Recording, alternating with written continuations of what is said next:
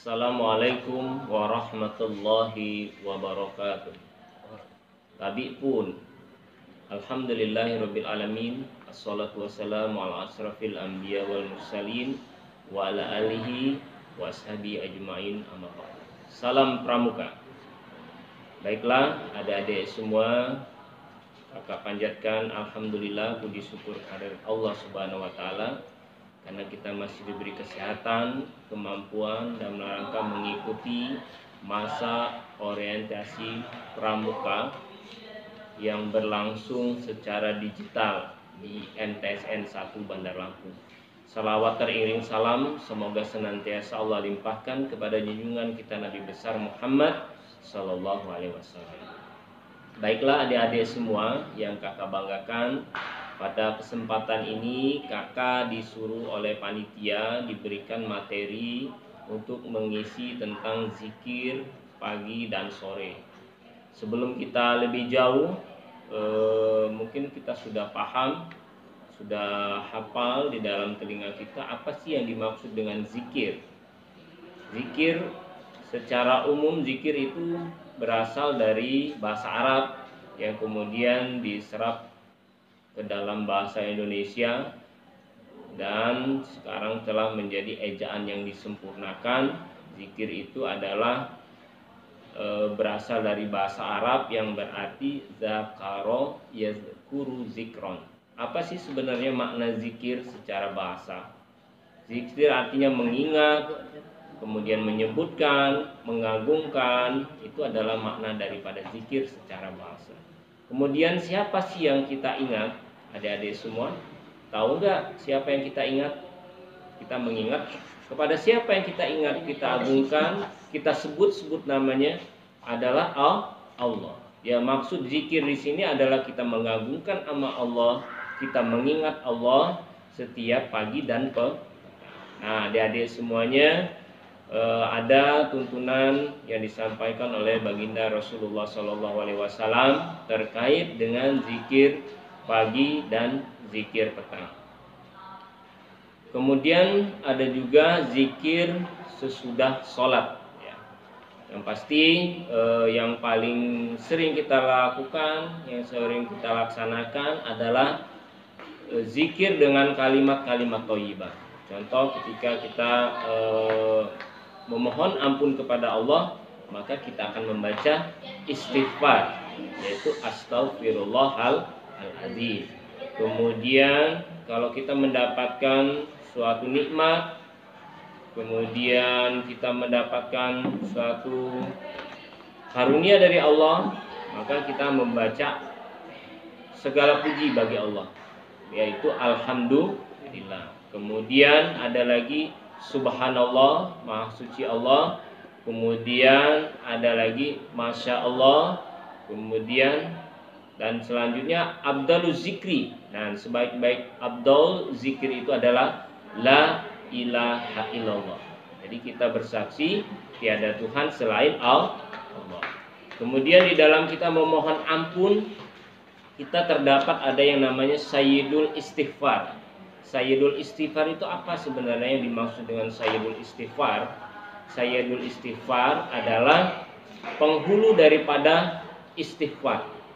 Nah, tentunya kakak yakin kalian adik-adik semuanya sudah paham, sudah hafal, bahkan sering melafalkan apa yang dinamakan dengan sayyidul istighfar.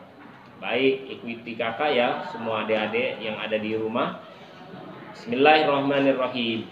Allahumma anta rabbi la ilaha illa anta khalaqtani wa ana abduka wa ana ala ahdika wa wa'dika mastata'tu a'udzu bika min syarri ma sana'tu abu'u laka bi ni'matika alayya wa abu'u bi dzambi faghfirli fa innahu la yaghfiru dzunuba illa anta ya Allah ya Rahman Rahim. Nah, ini adalah induknya atau penghulu daripada istighfar. Tentunya adik-adik harus hafal sayyidul istighfar ini.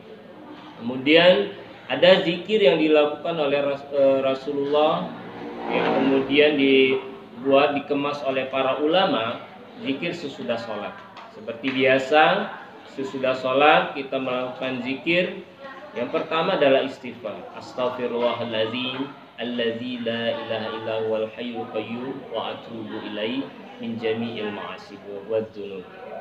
Kemudian la ilaha illallah yang tadi 3 kali, kemudian la ilaha illallah wahdahu la syarikalah lahul mulku wa lahul hamdu yuhyi wa yumitu wa huwa ala kulli syai'in qadir 3 kali, kemudian Allahumma anjirna minan nar 3 kali, kemudian Allahumma antas salam wa minkas salam wa ilaika ya'udus salam fahayyina rabbana bisalam wa adkhilnal jannata darussalam tabarakta rabbana wa ta'alaita ya dzal jalali wal ikram sami'na wa ata'na ghufranaka rabbana wa ilaikal masir. Kemudian disusul lagi kita membaca Al-Fatihah.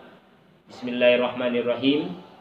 Alhamdulillahirabbil alamin arrahmanir rahim maliki yaumiddin iyyaka na'budu wa iyyaka nasta'in ihdinas siratal mustaqim siratal ladzina an'amta 'alaihim ghairil maghdubi 'alaihim waladdallin amin.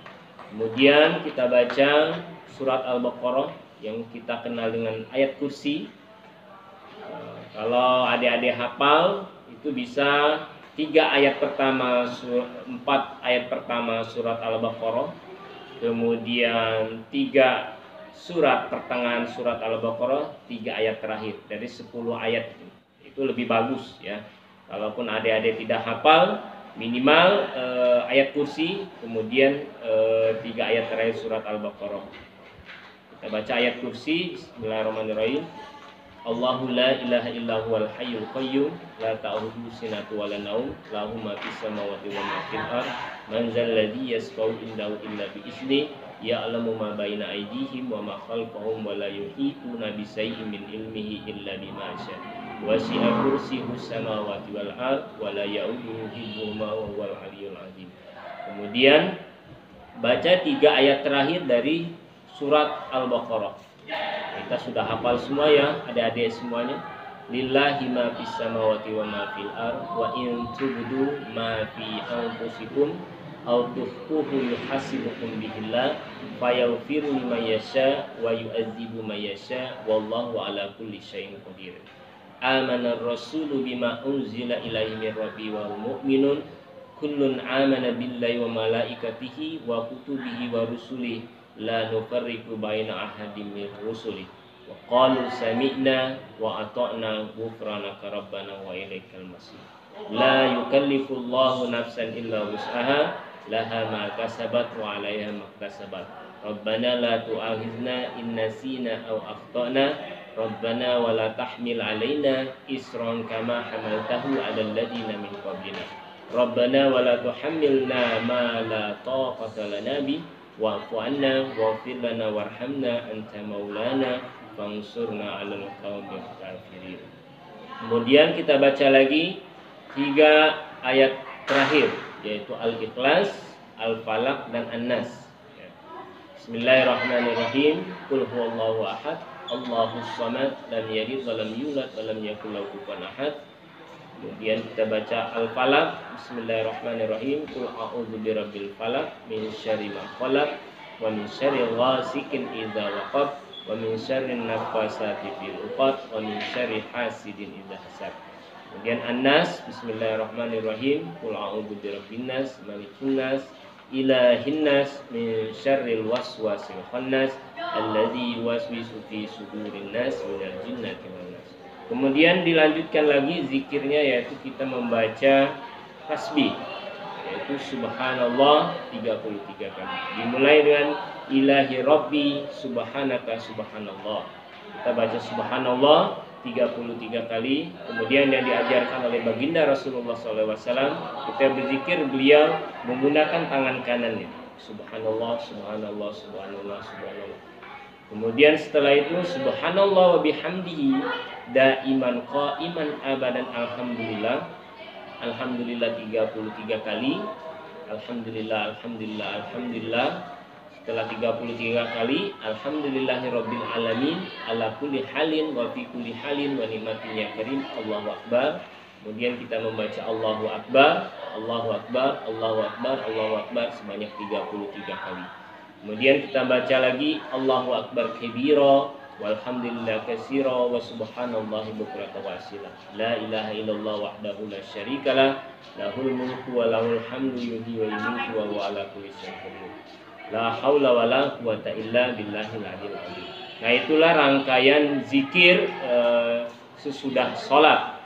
Kemudian alangkah baiknya zikir itu senantiasa kita baca setiap kita sholat. Jadi kepada anak-anak semua, adik-adik semua, kakak harapkan setelah sholat janganlah kalian buru-buru untuk pergi, atau pergi untuk menonton, atau bermain game, atau pergi untuk melakukan aktivitas yang lain. Maka duduk dulu sejenak, kemudian kita berzikir mengingat Allah dengan sepenuh hati, ya. Zikirnya melalui lisan dengan ucapan, kemudian hatinya juga selalu mengingat Allah. Jadi dimanapun kita berada, kita selalu mengingat Allah, ya. Kita selalu berzikir. Kita dalam berjalan kita mengingat Allah, kita dalam duduk kita mengingat Allah, kita sedang belajar kita mengingat Allah, kemudian kita bahkan sebelum tidur kita juga mengingat Allah. Jadi perbanyak zikir di rumah kita. Selanjutnya, bagaimana di masa pandemi ini aktivitas kita banyak di rumah. Bagaimana mungkin adik-adik semua, kakak rasa kalian bosan, jenuh di rumah. Maka isilah aktivitas kalian di rumah ini dengan banyak belajar, membaca, menghafal, kemudian mentadaburkan Al-Quran. Jadi yang paling minimal Al-Quran itu adalah dibaca, ya. Yang paling utama adalah iqra, baca Al-Quran. Jadi perumpamaan rumah yang sering dibacakan Al-Quran, ada pembacaan Al-Quran di dalamnya, dengan yang tidak itu seperti rumah itu seperti kuburan. Jadi kalau rumah kita tidak mau seperti kuburan, maka hiasilah rumah kita dengan membaca Al-Quran. Jangan hiasi dengan yang lain-lain. Terlalu banyak kita bermain game, terlalu banyak membuka hal yang tidak penting, nanti lalai. Itu akan membuat kita lalai. Jadi kita harus membagi waktu, kapan kita bisa membantu orang tua, kemudian kita tambah lagi dengan mengerjakan tugas-tugas online dari sekolah, kemudian ditambah lagi kita dengan beribadah secara khusus, ya. Kita membaca Al-Quran, banyak berzikir kepada Allah. Kemudian target. Nah, buat adik-adik semua, kakak ada tips. Kalian yang belum pernah menghatamkan Al-Quran, setelah kakak pelajari bahwasannya Al-Quran itu maksimal itu 600 halaman. Ada yang tidak sampai, bahkan ada yang 550. Coba kita hitung, kita maksimalkan Al-Quran itu 500 halaman atau 600 halaman.